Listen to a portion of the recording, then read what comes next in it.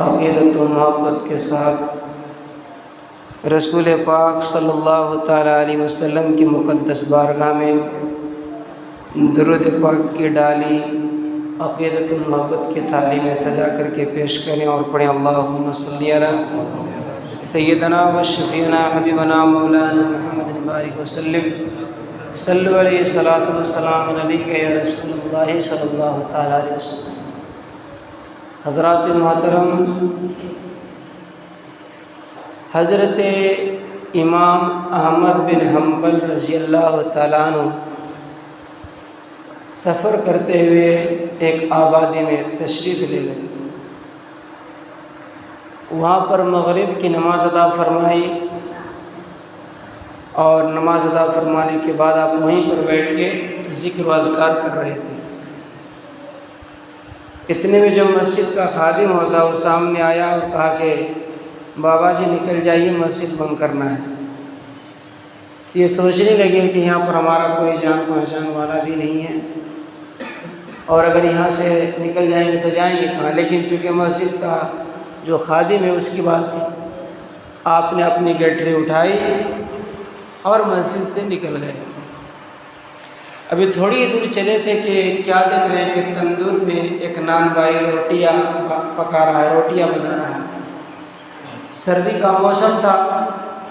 حضرت امام احمد بن حنبل رحمۃ اللہ علیہ اس کے پاس گئے اور کہا کہ بھائی جان آپ کے پاس تھوڑی دیر رک جاؤ۔ تو انہوں نے کہا یہ تشریف لائیے۔ تو آگ کے سامنے آپ بیٹھ گئے۔ جب آپ آگ کے سامنے بیٹھ گئے تو کیا دیکھ رہے ہیں؟ وہ جو بندہ روٹیاں بنا رہا ہے وہ کثرت سے استغفار کر رہا ہے، استغفر اللہ استغفر اللہ استغفر اللہ پڑھتا جا رہا ہے۔ اللہ والے بندے تھے، نیک انسان اگر کسی کو نیک کام کرتے ہوئے دیکھتا ہے تو انہیں بڑی خوشی حاصل ہوتی ہے۔ حضرت امام احمد بن حنبل رحمۃ اللہ علیہ ان کی اس ادا سے بہت خوش ہے اور ان کے جانب بہت ہی محبت بھری نگاہ سے دیکھنے لگے اور مسکرانے لگے۔ تو انہوں نے کہا کہ حضرت آپ مسکرا رہے ہیں؟ تو کہا نوجوان، تمہاری یہ ادا دیکھ کر کے، تمہاری استغفار کی کثرت دیکھ کر کے مجھے بہت خوشی حاصل ہوئی۔ تو انہوں نے کہا کہ حضرت اس استغفار کی وجہ سے میری ہر دعا قبول ہوتی ہے، میں مستجاب الدعوات ہوں، ہر دعا ہماری قبول ہوتی ہے۔ تو حضرت نے فرمایا کہ یہ تو بہت بڑی بات ہے، تو اپنے جو ہے ولایت کا دعویٰ کر رہا ہے کہ تیری ہر دعا قبول ہوتی ہے۔ کہاں حضور، میری ہر دعا قبول ہوتی ہے، اسی لیے میں کثرت سے استغفار پڑھتا ہوں۔ تو حضرت امام احمد بن حنبل رحمۃ اللہ علیہ نے فرمایا اے بندے یہ بتا کہ آج جو تو استغفار کثرت سے پڑھ رہا ہے، آج کون سی دعا قبول کروانی ہے؟ آج کون سا تمہارا مقصد ہے؟ کون سی خواہش ہے؟ تو اس بندے نے کہا میں نے سنا ہے کہ ایک مجتہد مطلق ہمارے علاقے میں آئے ہوئے ہیں، میں ان کی دیدار کرنا چاہتا ہوں، ان کی زیارت سے اپنے آپ کو مشرف کرنا چاہتا ہوں، اس لیے پڑھ رہا ہوں، لیکن میرا مالک ہے کہ مجھے جانے ہی نہیں دیتا ہے، میرا مالک ہے کہ مجھے جانے کی اجازت نہیں دیتا ہے، میں اس لیے کثرت سے استغفار پڑھ رہا ہوں۔ حضرت امام احمد بن حنبل رحمۃ اللہ علیہ نے فرمایا وہ مجتہد کون ہے؟ وہ مجتہد مطلق کون ہے؟ تو اس نے کہا آپ کو معلوم نہیں ہے، ہمارے علاقے میں حضرت امام احمد بن حنبل رحمۃ اللہ علیہ تشریف لا چکے ہیں، میں ان کی زیارت کرنا چاہتا ہوں، اس لیے استغفار پڑھ رہا ہوں۔ حضرت امام احمد بن حنبل رحمۃ اللہ علیہ نے فرمایا واقعی تو مستجاب الدعوات ہے، واقعی تیری ہر دعا قبول ہوتی ہے، آ میرے سینے سے لگ جا، آج تیرے سامنے جو کھڑا ہے وہ کوئی اور نہیں ہے، میں ہی امام احمد بن حنبل رحمۃ اللہ علیہ۔ حضرات گرامی، اس واقعہ سے ہمیں کیا سیکھنے کو ملتا ہے؟ کثرت سے استغفار کرنا چاہیے۔ کثرت سے استغفار کرنے کے بینیفٹ یہ ہے کہ ان سے دعائیں قبول ہوتی ہیں۔ جب بھی نماز پڑھیں، نماز سے فارغ ہوں تو چند مرتبہ کم از کم استغفار پڑھ لیں، اور اس کا طریقہ یہ ہے آپ استغفر اللہ بھی پڑھ سکتے ہیں، ورنہ اس طرح پڑھیں استغفراللہ ربی من کل ذنب و اتوب الیہ، استغفراللہ ربی من کل ذنب و اتوب الیہ۔ جب بندہ مومن استغفار کی کثرت کرتا ہے، جب بندہ مومن استغفار پڑھتا ہے، میرا خالق و مالک پروردگار عالم اس بندے سے خوش ہو جاتا ہے، پھر وہ بندہ جو بھی دعائیں مانگتا ہے پروردگار عالم قبول فرما لیتا ہے۔ حضرات گرامی، اس لیے ہمیں اور آپ کو چاہیے کہ ہم استغفار کی کثرت کریں۔ دیکھیں اس بندے کا ایمان کہ ہمیشہ اس کی دعائیں تو قبول ہوتی تھی، آج اس کے پاس کوئی چانس ہی نہیں تھا، چونکہ مالک کی چھٹی نہیں تھی، ابھی کہیں جا نہیں سکتا تھا، مگر اس استغفار کی کثرت سے اللہ تبارک و تعالیٰ نے حضرت امام احمد بن حنبل رحمۃ اللہ علیہ کو خود ان کے گھر پر بھیج دی۔ استغفار کی ہی برکت ہے برادران ملت اسلامی، اس لیے ہمیں اور آپ کو چاہیے کہ ہم کثرت سے استغفار پڑھیں۔ اب آئیے، جو میں نے قرآن مقدس سے آیت کریمہ تلاوت کی ہے، اس آیت کریمہ کا ترجمہ اور اس کے متعلق کچھ باتیں سماعت کریں۔ اللہ تبارک و تعالیٰ ارشاد فرماتا ہے، بسم اللہ الرحمن الرحیم، یحلفون باللہ ما قالوا وَلَقَدْ قَالُوا كَلِمَةَ الْكُفْرِ وَكَفَرُوا بَعْدَ إِسْلَامِهِمْ۔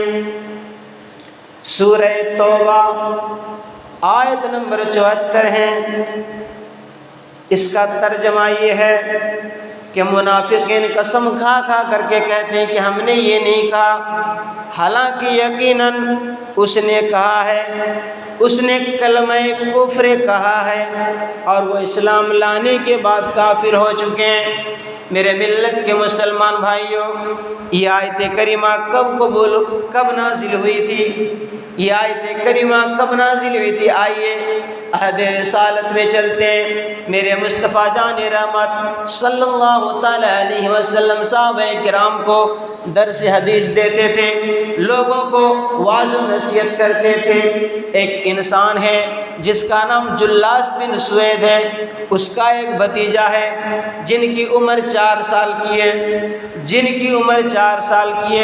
جن کا نام حضرت عمر بن سعد رضی اللہ تعالیٰ عنہ ہے۔ وہ اپنے بھتیجے کو لے کر کے اللہ کے نبی صلی اللہ تعالیٰ علیہ وسلم کی بارگاہ میں جایا کرتے تھے، قرآن و حدیث کی باتیں سننے کے لیے جایا کرتے تھے، واعظ و نصیحت سننے کے لیے جایا کرتے تھے۔ میرے آقا صلی اللہ علیہ وسلم کی پیاری مجلس کی یہ برکت ہے کہ اس 4 سال کے بچے کو میرے نبی سے پیار ہو گیا تھا۔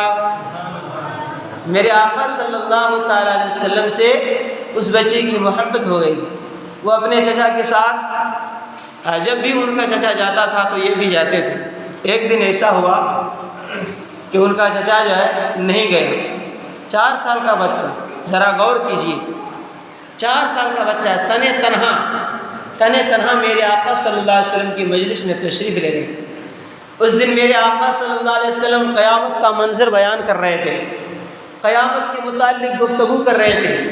اس 4 سال کے بچے نے سنی اور گھر آئے، اپنے چچا کو بلایا اور کہا، چچا آج آپ محروم ہو گئے، آج اللہ کے نبی صلی اللہ علیہ وسلم نے اتنی بہترین گفتگو فرمائی، اتنی بہترین واعظ و نصیحت فرمائی، قیامت کا منظر میرے دل و دماغ میں گھس گیا۔ اللہ اکبر کبیرہ، 4 سال کا بچہ ہے جس کو ابھی بھی تھوڑا بہت بولنا ہی آیا ہوگا۔ اس بچے نے اس انداز میں اپنے چچا کے پاس اس بات کو پیش کیا کہ بتائیے کتنی فصاحت و بلاغت ہے۔ کہتے ہیں کہ آج آپ محروم ہو گئے، آج اللہ کے نبی صلی اللہ علیہ وسلم نے قیامت کے بارے میں گفتگو فرمائی اور جس سے قیامت کا منظر میرے دل و دماغ میں گھس گیا ہے۔ اس کا جو چچا تھا جلاس بن سوید، یہ بدبخت انسان تھا، یہ منافق انسان تھا، اور یقین جانیے جو بھی منافق ہوتا ہے وہ اپنے آپ کو کتنوں بھی چھپائے، ایک نہ ایک دن اس کی راز اور وہ راز جو ہے فاش ہو کر کے رہتی، ایک نہ ایک دن وہ اوپن ہو کر کے رہے گا، ظاہر ہو کر کے رہے گا۔ تو جلاس نے سوچا کہ میرا چھوٹا سا بچہ کے سامنے کون کیا بات چھپاتا ہے، تو کہا کہ اگر محمد سچ کہتے ہیں تو ہم لوگ گدھے سے بھی گئے گزرے ہیں، یعنی حضور صلی اللہ علیہ وسلم کی اس نے توہین کی، کہ اس کے کہنے کا مطلب یہ تھا کہ حضور سب صحیح نہیں کہتے۔ اسی بات کو انہوں نے اپنے انداز میں کہا کہ اگر محمد صلی اللہ علیہ وسلم اگر سچ کہتے ہیں تو ہم لوگ گدھے سے بھی گئے گزرے ہیں۔ چھوٹا سا بچہ ہے، ان کے دل میں یہ بات، انہوں نے اس بات کو سمجھ لیا اور سمجھتے ہی کہا چچا آپ تو غلط بات کر رہے ہیں، آپ تو اللہ کے نبی کو جھٹلا رہے ہیں، میں کیا کروں، آپ یہ کس طرح سے بات کر رہے ہیں، یہ تو منافقوں والی بات تھی، مجھے آج تک پتہ نہیں تھا کہ آپ منافق ہو، مجھے آج تک پتہ نہیں تھا کہ آپ غدار رسول ہو، مجھے آج تک پتہ نہیں تھا کہ آپ جو ہے حضور صلی اللہ علیہ وسلم کے نافرمان ہو، آپ ان کو نہیں مانتے ہیں۔ اب میرے پاس دو ہی راستے ہیں، یا تو اس بات کو میں اپنے ہی دل میں چھپا لوں، اس بات کو یہیں پر رہنے دو، یا پھر میرے پاس اور ایک راستہ ہے کہ میں اپنے ایمان کے تقاضے سے اس بات کو اللہ کے نبی صلی اللہ علیہ وسلم کی بارگاہ میں جا کر کے پیش کروں۔ تو جلاس نے سوچا اس چھوٹے سے بچے کی بات پر کون یقین کرے گا، کون سنے گا، تو جلاس نے کہا جا جسے کہنا ہے کہہ دے، مجھے اس سے کچھ فرق پڑنے والا نہیں ہے، جا جسے کہنا ہے کہہ دے۔ حضرات گرامی، چھوٹا سا بچہ ہے جس کی عمر بمشکل 4 سال ہے، جاتا ہے میرے آقا صلی اللہ علیہ وسلم کی بارگاہ میں، جانے کے بعد کہتا ہے یا رسول اللہ، یا حبیب اللہ صلی اللہ علیہ وسلم، میرا جو چچا ہے جلاس بن سوید جو مجھے لے کر کے آپ کی بارگاہ میں آتا تھا، آقا وہ تو منافق ہے، وہ آپ کے خلاف بولی بول رہا تھا، وہ آپ کے خلاف بک رہا تھا۔ جب میرے آقا صلی اللہ تعالیٰ علیہ وسلم نے سنا، جب میرے مصطفیٰ کریم آقا صلی اللہ تعالیٰ علیہ وسلم نے سنا تو صحابہ کرام کو بلایا، بلانے کے بعد مشورہ فرمایا، کیونکہ مشورہ کرنا یہ میرے آقا صلی اللہ علیہ وسلم کی سنت ہے۔ جب بھی کوئی کام کیا جائے اپنے چاہنے والے، اپنے چھوٹے بڑے کو بلا کر کے یہ جو مشورہ کیا جاتا ہے یہ ایک بہت اچھا سسٹم ہے، یہ ایک بہت اچھا طریقہ ہے، اور یہ میرے آقا صلی اللہ علیہ وسلم کی سنت بھی ہے۔ تو میرے آقا صلی اللہ علیہ وسلم نے صحابہ کرام کو جمع فرمایا اور کہا میرے پیارے صحابیوں بتاؤ، یہ ننھا منا بچہ عمیر بن سعد مطلب اس طرح کہہ رہا ہے کہ جلاس منافق ہے، اب تم لوگ کہو کیا کیا جائے؟ تو صحابہ کرام نے کہا تھا یہ چھوٹا سا بچہ ہے، ان کی بات پر ہم لوگ کیسے یقین کر سکتے ہیں، لہٰذا اس بات کو یہیں پر رفع دفع کر دیا جائے، لیکن وہ منافق نہیں ہو سکتا ہے، وہ تو 5 وقت نماز پڑھنے کے لیے حاضر ہوتا ہے، آپ کے پاک اور پوتر مسجد میں آتا ہے، کتنے زمانے سے وہ نماز پڑھ رہا ہے، وہ ایک شیخ طریقت ہے، وہ تو مطلب منافق نہیں ہو سکتا ہے۔ اللہ کے نبی صلی اللہ علیہ وسلم کے دل میں یہ بات آ گئی تھی، لیکن حضور نے امت کی تعلیم کے لیے اور مشورہ کرنا سنت ہو اس بات کے لیے حضور صلی اللہ علیہ وسلم نے خاموشی اختیار کی، یعنی کہ میرے آقا صلی اللہ علیہ وسلم خاموش ہوئے۔ اب دوستان محترم، میرے پیارے عزیز، سنو کبھی اگر آپ کو یہ واقعہ یاد ہو جائے تو اپنے بچوں کو سنا دینا، اپنے بچوں کو سنا دینا، اللہ تعالیٰ سے دعا کیجیے کہ اللہ تبارک و تعالیٰ اس 4 سال کے اس پیارے صحابی حضرت عمیر بن سعد رضی اللہ تعالیٰ عنہ کے صدقے ہم تمام لوگوں کے بچوں کو بھی عشق رسول کا جام نصیب فرمائے۔ وہ چھوٹا سا بچہ ہے، وہ چھوٹا سا بچہ اپنے دامن کو اٹھاتا ہے، آسمان کے جانب چہرہ کرتا ہے اور کہتا ہے کہ رب کائنات، پروردگار عالم، اگر میں سچا ہوں تو مجھے ثابت کر دے، اور اگر میں جھوٹا ہوں تو وہ بھی ظاہر کر دے۔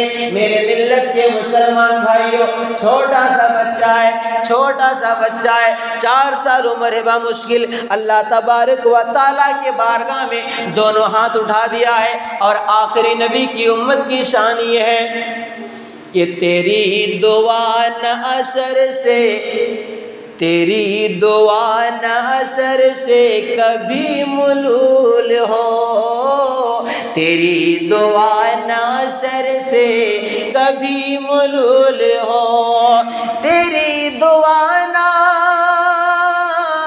اثر سے کبھی ملول ہو، ادھر زبان سے نکلی ادھر قبول ہو، ادھر زبان سے نکلی ادھر قبول ہو، تیری دعا نہ اثر سے کبھی ملول ہو، تیری دعا نہ اثر سے کبھی ملول ہو، ادھر زبان سے نکلی ادھر قبول ہو۔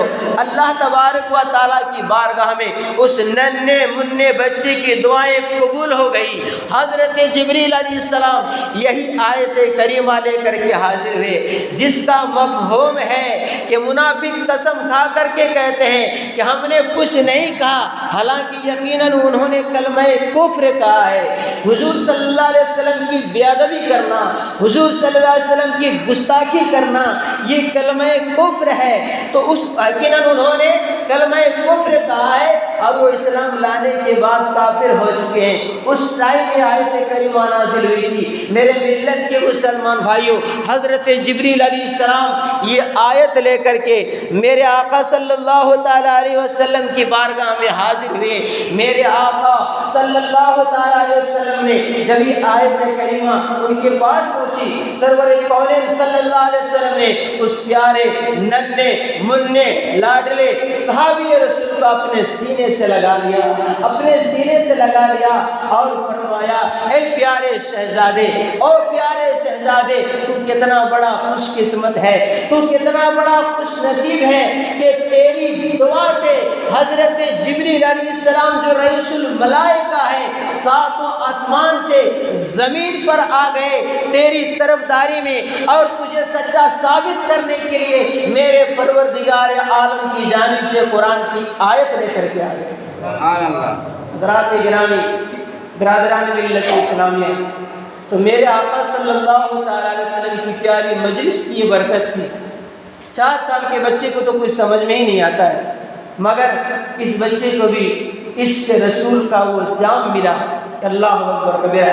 ادھر دیکھیے جس نے گستاخی کی، جلاس بن سہیل، وہ منافقوں میں شامل ہو گیا۔ قرآن کی جب آیت آ گئی تو یہ مکمل یہ ثابت ہو گیا کہ جلاس بن سہیل وہ منافق نہیں۔ تو حضرات گرامی، اس لیے ہمیں اور آپ کو چاہیے ہر لمحہ، ہر آن جو بھی چیز ناجائز ہے، جو بھی چیز حرام چیز ہے، اس کو ہمیں چھوڑ دینا چاہیے، ناجائز چیزوں کو چھوڑ دینا چاہیے۔ کیوں؟ اس لیے کہ دیکھیے اس میں ہمارے لیے بھلائی نہیں ہے۔ ہمارے لیے اگر اس میں بھلائی ہوتی تو اس کو حرام نہ کیا جاتا۔ تو اگر کوئی بندہ جانتے ہوئے بھی اس طرح کام کرتا ہے تو یقیناً یہ صحیح بات نہیں ہے۔ تو میرے ملت کے مسلمان بھائیوں، ہمیں اور آپ کو چاہیے کہ شریعت مطہرہ پر عمل کرتے ہوئے جو اللہ کے نبی صلی اللہ تعالی وسلم نے ہمیں اور آپ کو راستہ دیا ہے، اور یقیناً یہی وہ راستہ ہے جو ہم لوگ ہر نماز میں کہتے ہیں، اہدنا الصراط المستقیم، اے اللہ ہمیں سیدھا راستہ چلا، اے اللہ ہمیں سیدھا راستہ چلا، ہر نماز میں کہتے ہیں۔ تو جو اللہ کے نبی صلی اللہ علیہ وسلم نے راستہ دیا، صحابہ کرام نے راستہ دیا، یقیناً یہی جنت جانے والا راستہ ہے۔ تو ہمیں اور آپ کو چاہیے کہ ہم شریعت مطہرہ پر عمل کرتے ہوئے اپنی زندگی کو گزر بسر کریں۔ میں انہی چند جملوں کے ساتھ اپنی گفتگو کو ختم کرتا ہوں۔ اللہ تبارک و تعالی ہم سب لوگوں کو عمل کرنے کی توفیق عطا فرمائے۔ آمین ثم آمین بجائے سید المرسلین۔ السلام علیکم۔